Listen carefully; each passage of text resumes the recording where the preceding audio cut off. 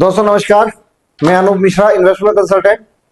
आज मैं दोस्तों आपसे एक नई बात करना चाह रहा हूं कि जनरली क्लाइंट के बिहेवियर पे थोड़ी सी बात करूंगा कि क्लाइंट का बिहेवियर क्या रहता है किसी भी इन्वेस्टमेंट को लेके। जनरली आज हम लोग काफी क्लाइंटों से मिलते हैं, क्लाइंट हमें काफी क्वेश्चंस पूछते हैं। सबसे पहला क्लाइंट ये पूछता है कि साहब मुझे सबसे अच्छा म्यूचुअल फंड बताओ जिसमें बहुत ज्यादा रिटर्न्स आए। जनरली इस तरह का जो सवाल है, मेरी नजर में ये सवाल ही गलत है।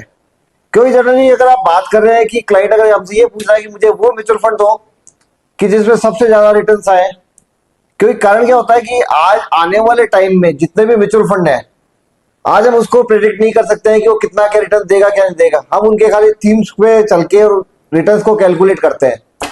जनरली ये सवाल होना ही नहीं चाहिए। क्लाइंट का बेसिक सवाल ये होना चाहिए कि मुझे जो उसके गोल है, जैसे मैंने पहले भी गोल के ऊपर वीडियो बनाया था कि मुझे 10 साल के बाद में आज 50 लाख रुपए चाहिए, या 20 साल के बाद में मुझे 5 करोड़ रुपए चाहिए, या मुझे रिटायरमेंट प्लानिंग करनी है।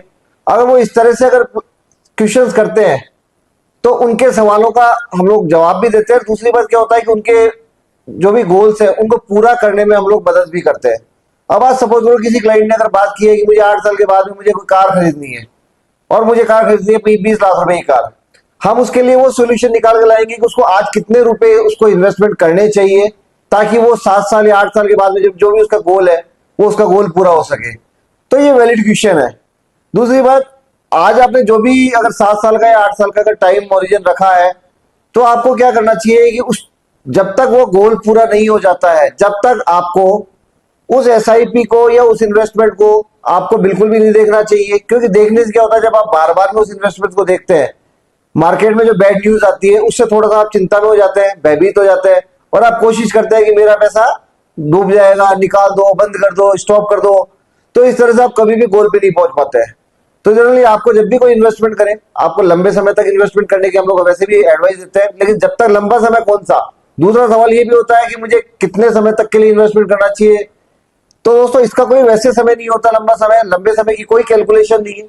किसी व्यक्ति के लिए 2 साल भी लंबा समय है, किसी व्यक्ति के लिए 20 साल भी लंबा समय नहीं है। तो लंबे समय के लिए सबसे बड़ी कैलकुलेशन है कि आपका गोल क्या है। जिस दिन आपका गोल पूरा हो जाए, जैसे आज आपने कहा कि मुझे रिटायरमेंट प्लानिंग के लिए मुझे आज से 15 साल के बाद में 5 करोड़ रुपए चाहिए, जिस दिन आपका 15 साल कंप्लीट हो जाए ना, आपके 5 करोड़ रुपए इकट्ठे हो जाते हैं, वो आपके लिए उस दिन का गोल है और उस समय तक आपको इन्वेस्टमेंट करना है। तो वो अगर आप इस तरह से इन्वेस्टमेंट करेंगे, बिना सोचे समझे उसमें करते रहेंगे इन्वेस्टमेंट के, बाकी सारा काम हम लोग वैसे भी डील करते हैं।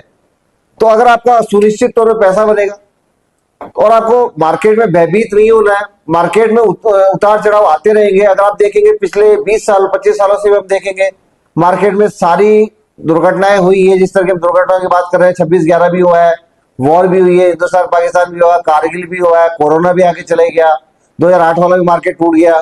तो काफी है, जितना भी मार्केट में जो बैड न्यूज आई है उसके बाद में भी आप देखेंगे जब भी मार्केट टूटा है उसके बाद में 1-1.5 साल के अंदर मार्केट ने वापस अपनी रिकवरी बनाई है और सभी लोगों का पैसा अच्छा बना है। तो इस तरह से आप इन्वेस्टमेंट करेंगे तो आपके उज्जवल भविष्य के लिए एक बहुत अच्छा कॉर्पस आप इकट्ठा कर सकते हैं।